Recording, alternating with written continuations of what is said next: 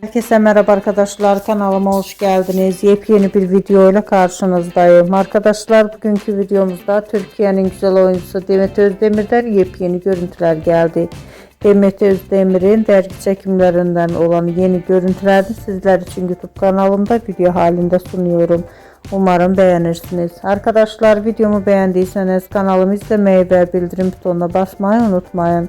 Şimdilik benden bu kadar olsun. Yeni videomuzda görüşmek üzere. Hoşça kalın.